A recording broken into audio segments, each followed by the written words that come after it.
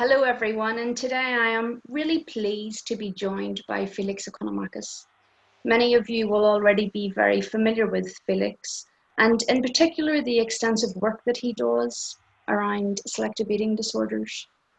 He is the most prolific practitioner of food phobias in the world today, and anyone who has visited Felix's YouTube channel will have no doubt come across the long list of testimonials from clients who have benefited from working with Felix. Felix is a chartered psychologist and a clinical hypnotherapist. He also works with a range of issues, including anxiety, depression, traumas, and phobias. He has appeared on several TV programs demonstrating the way that he works, and he has also had 2 books published. He runs a private practice in London where he sees clients face to face, and he also sees many clients through Skype. Felix has been a familiar face at the UK Hypnosis Convention over the last few years, and this year he will be giving a presentation on the Sunday afternoon titled The 4 Hours Hypnosis Like Results Without Hypnosis. So welcome, Felix. I'm really pleased to have you here today so that listeners can have a chance to find out a little bit more about what to expect from your presentation. Okay, nice to be here and to be a speaker again. And I do want to say that I do work with all other conditions as well. The food phobia part is the most publicized part. Yeah. And also in terms of volunteers, I always have volunteers for it. Yeah. I'd love to demonstrate with something else. But is the sound okay, by the way? Because I'm hearing a little bit of echo. It's better than it was. Okay. I think when you come closer, it's better, I think. Okay, when I come closer, okay. Yes, that's better. I'd love to demonstrate That's much better. or something like that. But okay. The thing is, I really want to test it. And it's quite hard work to sort of find a dog that's going to, or a cat or a snake or something, or test the trauma. It's easy to get people to bring food that they're terrified of and then eat it. That's Yes. a very easy thing to set up, and I've got endless volunteers. So I do keep demonstrating an application with food phobias, but it does work across the board. Okay. Yeah. So it's a phobia technique? It's a trauma and phobia technique. Okay. A lot of the people I've seen have been traumatized by food. So de-traumatizing, most phobias are based. So it's a great de-traumatizing technique. Okay. Okay. Yeah. And so perhaps you'd like to begin by telling listeners a little bit about the 4 R's and what it is that it stands for and some of the key features of the approach, because it's much more of an approach than a protocol, isn't that right? It's a way of working with clients rather than a protocol. That's exactly right. A lot of people, they're a little bit too focused on what's the technique, what are the magic words to say, and I'm coming at it from a different angle. I'm saying my client is a subconscious mind. What do I know through all my studies about how to get the subconscious mind on board? How do I build rapport with the subconscious mind? What else needs to happen for it to change? And the 4 R's are an idea of how to get through that. Reconciliation is a form of my parts therapy, a very speedy parts therapy. Resolving is goal clarification in a way the subconscious mind really understands. And finally, wiring is how do we actually ask the subconscious mind to make the change without hypnosis. So something that I've developed over the years, cherry picking everything I like into something that needs to deliver results pretty quickly. There's so many things I could say in a session, interesting things, doing hand lifts and things, but I just don't have time. There's a little bit of a bell. And so the therapy just needs to get results pretty quickly and move on and see the next client. So as somebody said, this is the cold face of therapy.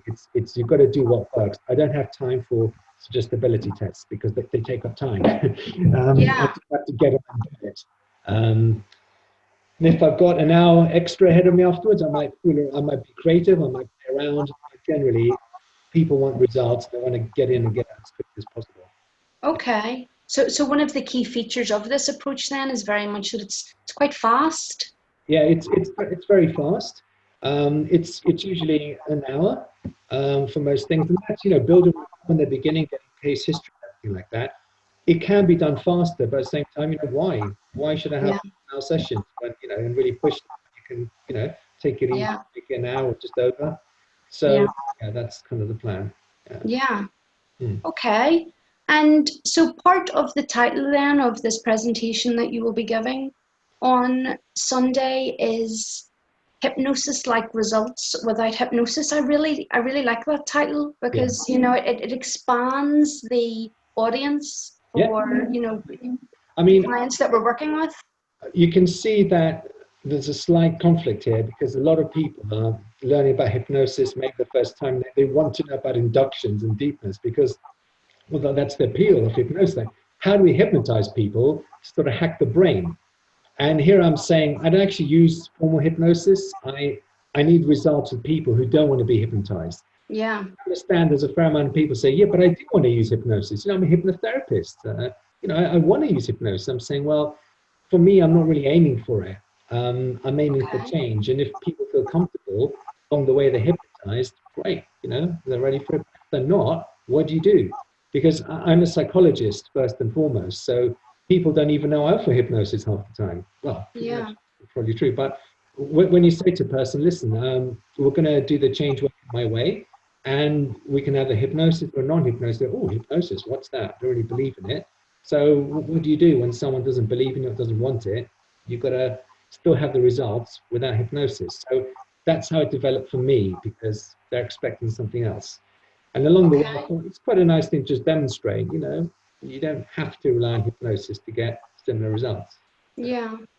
And so the presentation that you'll give then on Sunday will include a live demonstration, and you mentioned in the title that this won't be from the audience. Do you want to tell us a little bit about that and how that works? Just a little aside to Adam, because I saw Jorgen's video, and Jorgen said, I'm going to do a live demo with a person with allergies, and Adam was like, wow, you're so brave, you're my hero. I was thinking, I was the first one to do this. I did this last year, you know. I was a bit short notice, though. We pulled a member of staff, but now I've actually put the feelers out and I'm bringing someone in.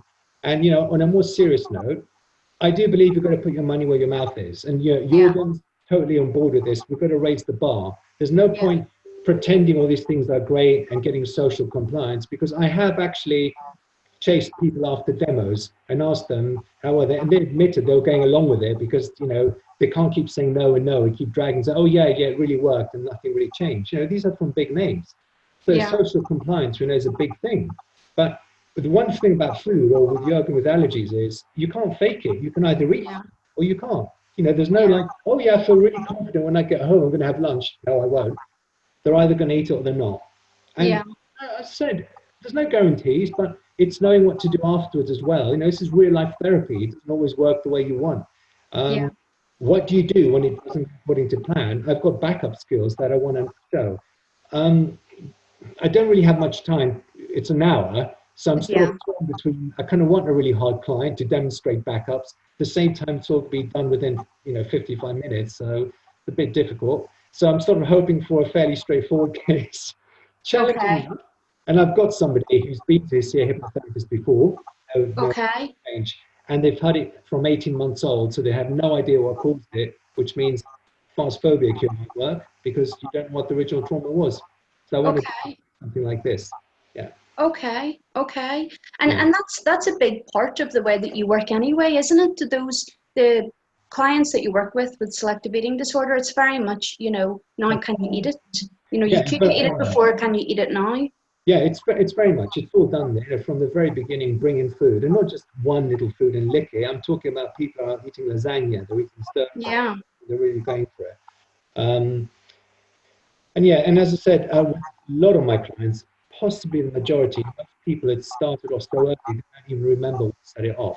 So, EMDR and fast phobia cure are not going to work for that because you don't have a sensitizing event. You can try and do something on the current symptoms, but if you're trying to look for going back to root cause, and even in hypnosis, they won't remember it, So I don't really, it's interesting for me to have the cause, but I don't really need to. I just work on the changing their perception in the now. Yeah. And so clients or the audience will be able to see that happening live then? Yeah. I mean, look, if I had a bit more time, I'd like to do 2 clients, one with their eyes open, one with their eyes closed, just for a bit of observation. But I think because of 55 minutes, I just want to sort of demonstrate with somebody that, look, just close your eyes if you want. And to show you this technique works, I'm actually going to be doing something while I'm doing therapy, just to show you that Yeah, great. it works even automatically in a way. So that's the plan. I'm going to do something different today. If I had more time, I'd make it a little bit more fancy. Maybe I'll do that next year. Yeah, an hour is quite, it makes it quite compact. It's compact because I've got to do a little intro with the people. I've got to, build rapport, and we've got to do a bit of food testing at the end. And I don't think the break after me, so it's not like we can go over 5 minutes. So it's got to be quite condensed. So I think, if I have 2 people, I've got to get 2 histories. That's already an extra 5 minutes, Yeah. And then I'm going to be running out of time. I'd happily do it. If I have more time next year, I'll do 2 people in one go. But it's a stretch this time. Okay. Yeah. And so how much do you think the audience can expect to hear about the formula that makes up the 4 hours then? Well, this is the tricky thing, because the very first time I did a convention, I was talking about it, because I said, well, if I do a demo, no one knows what I'm doing and why. So I talked about it, and people said, well, where is it?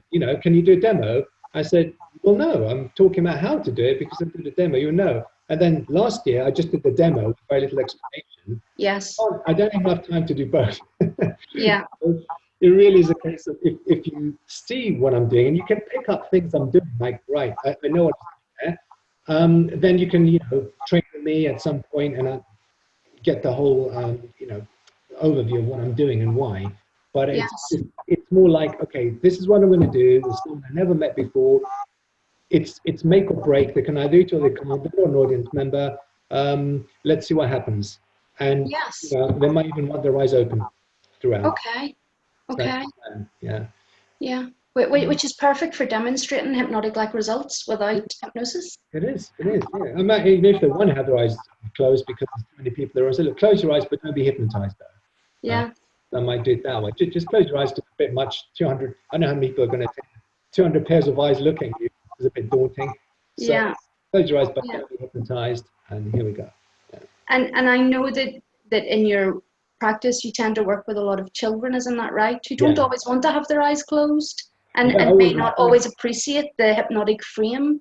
Oh, absolutely. In fact, not only are we, dealing with that, we're dealing with attention spans. Now, I've got videos. I've stopped taping them now because of,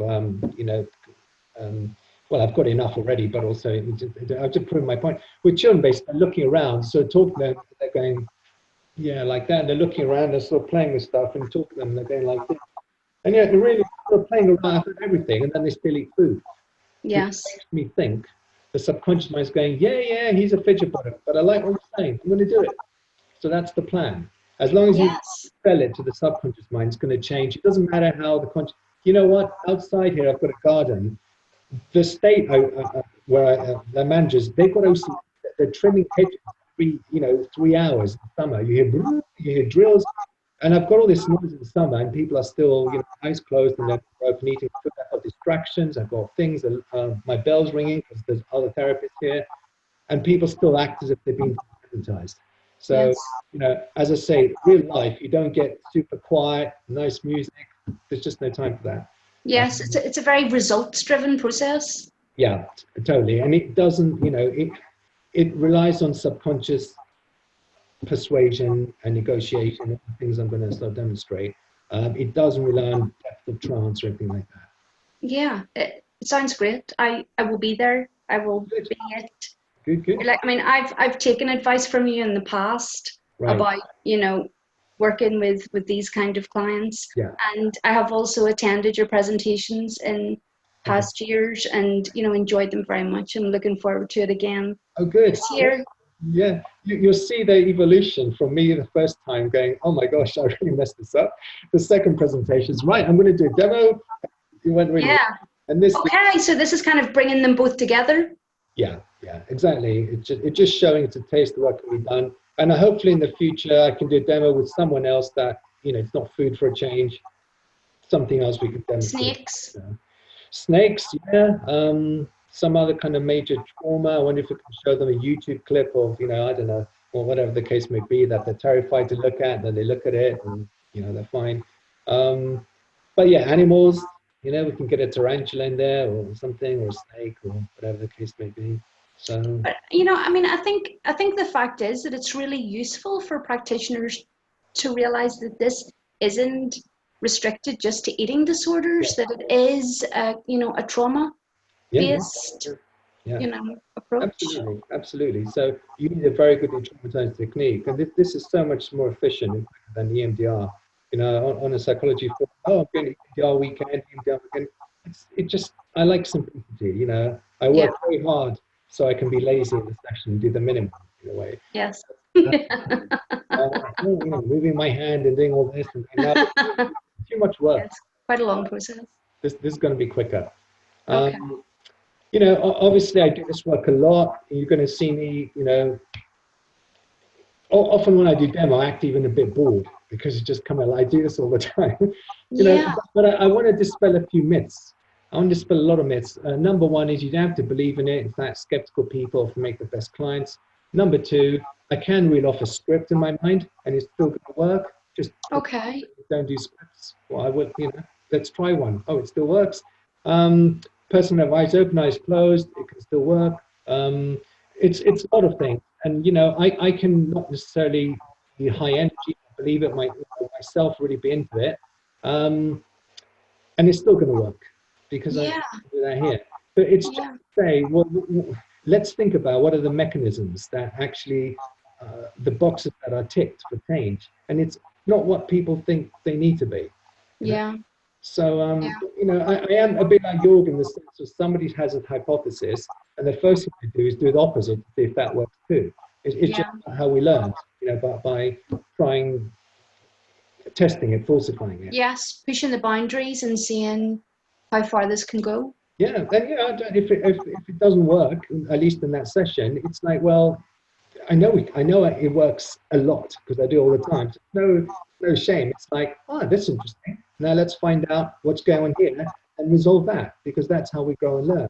You know, I'm so beyond that. It's like, we know this is a high success rate. We don't have to prove anything. We want to show you how do you stay with a client, dealing with things, staying inside, panicking, and whatever else unconfident people do.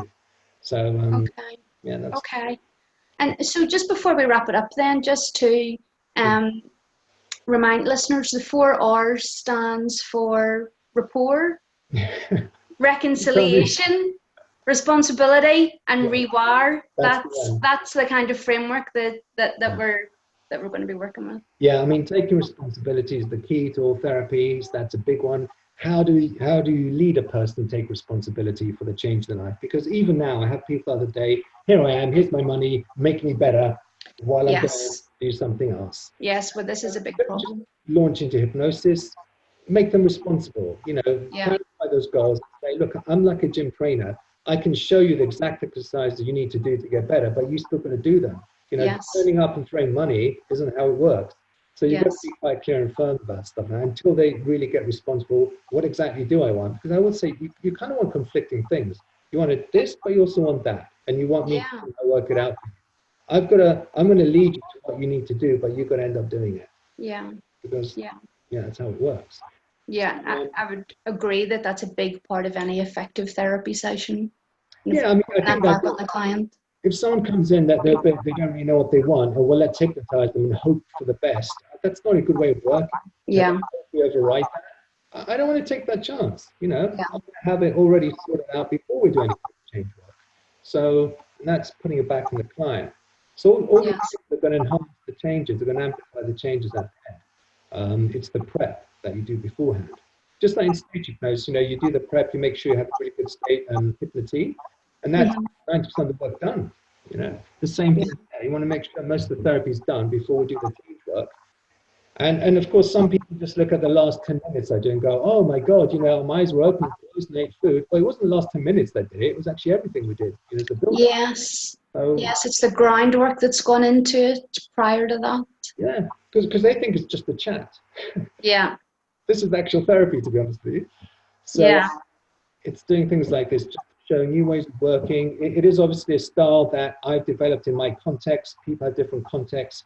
But, you know, the aim of these conventions is just check out what other people are doing and, you know, cherry pick a little bit that works for you. It might not suit a lot of people, what I do, but that's fine. Well, I for one, I'm really looking forward to it. Really looking forward to hearing more about this and seeing the live demonstration. So anyone who is interested in coming along to see Felix at this year's Hypnosis Convention can still get tickets at the UK Hypnosis Convention website at ukhypnosisconvention.co.uk. And if you are looking for more information about Felix and the way that he works and some of the things that he does, you can take a look at his websites and his YouTube channel. And as I said before, I have personally taken advice from Felix in the past that, you know, I find really valuable, and I certainly am really looking forward to hearing you present. So until November, Felix, I will look forward to seeing you then. Me too. We'll catch up then. So thanks for today. Yes, thank you very much for your time. Thank you. Okay, the best. Bye.